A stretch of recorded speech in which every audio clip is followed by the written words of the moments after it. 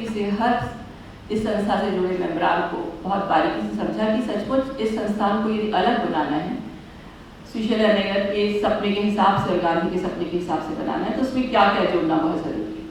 Corporate sector से आया एक आदमी जो पूरी तरह पैसों का और ज़मीन जायदाद और उस तरह की चीज़ों के बारे में समझने का और समझाने के लिए वहाँ एज ए काउंसलर होता है।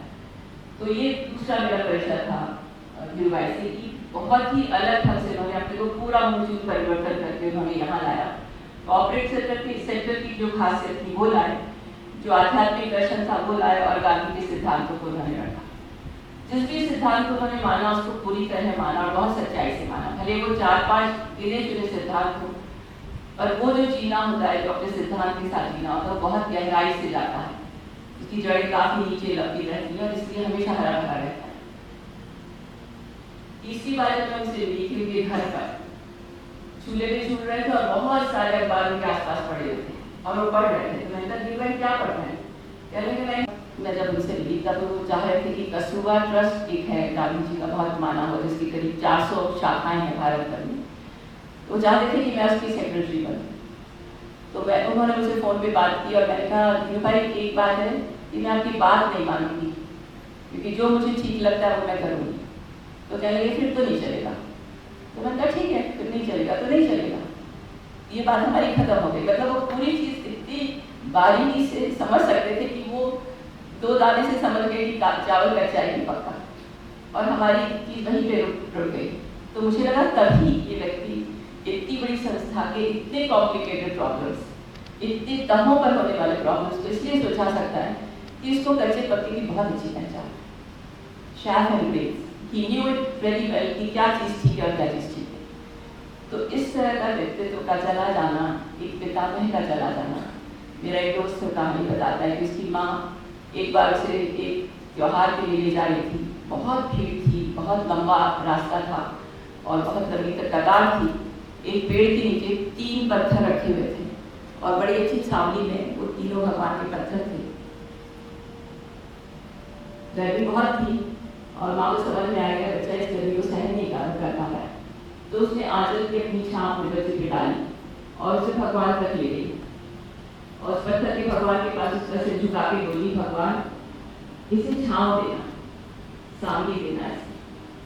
तो मेरा उनकी सुगंध जो बच जाती है उस मनुष्य के जाने के बाद, उसको हम कीर्ति समझते हैं। तो ऐसा उनका है कि जहाँ उन्होंने सेवाग्राम में बहुत काम किया और भी जगह बहुत काम किया। तो मेरा ये प्रत्यक्ष उसके काम से मुझे उनके साथ जो अनुभव है उससे तो आप लोगों को ज्यादा अनुभव है, लेकिन मैं उनके गुणों में से विशेष गुण की तरफ ध्यान खींचता हूँ। उनमें ईश्वर के प्रति श्रद्धा, निष्ठा या कुछ भक्ति भाव, कोई बहुत बड़े भक्ति भाव वाले थे ऐसी बात नहीं है, कोई संतों की बराबरी थे ऐसा नहीं, लेकिन एक निष्ठा, दृढ़ थी। आप लोगों ने भी यहाँ कईयों ने देखा होगा कि अपना नहाना धोना करने के बाद में भी वो थोड़ी सी पूजा या जो चीजें करते थे वो अपना करते, और लोग बैठे रहे बातें करते रहे तो भी अपनी चीज वो छोड़ते नहीं। तो ईश्वर के प्रति जो उनकी निष्ठा वही मुख्य वस्तु है। काम तो मनुष्य ने किया वो समाप्त हो जाएगा, लेकिन मनुष्य को हम चाहते हैं कि अगले जन्म में भी हम कुछ पाके लेकर जाए। हम तो इस जन्म के साथ समाप्त हुआ ऐसा मानते नहीं है। जो मानते हो उनकी बात अलग है, लेकिन उसके लिए कहाँ से मिलते हैं? अनुकूल प्रतिकूल परिस्थितियां होती है, उसमें भी जो टिकता है वो ईश्वर निष्ठा से ही टिकता है। हम लोग अगर आजकल नाम नहीं लेते हैं, आज के बड़े लोग ईश्वर का नाम कम लेते हैं या संकोच करते हैं, लेते हो तो बोलते नहीं है।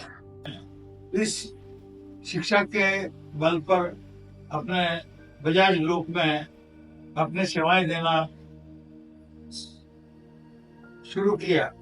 अभी तो बजाज ग्रुप में कई कंपनियां हैं, हजारों करोड़ का टर्नओवर रहा है, लेकिन धीरूभाई ने अपनी प्रखर बुद्धि की वजह से उनके फाइनेंशियल जितने भी ट्रांजेक्शन थे उनके ऊपर उनका पूरा कंट्रोल था और वो बजाज ग्रुप के ही एक सदस्य है, ऐसा माना जाता था।